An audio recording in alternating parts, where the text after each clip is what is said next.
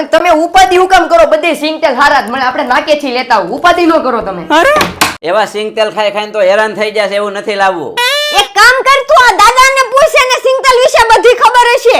કયું સિંગતેલ લાવું બોલો? તું સિંગતેલ લાવ તો શ્રી કિસાન નું લાવજે. કેમ? અરે સર, જી મગફળી નું જી તેલ આવે, અચ્છા, ભેળસેળ એમાં નો આવે, વાહ, ને ઈ જ લેજે.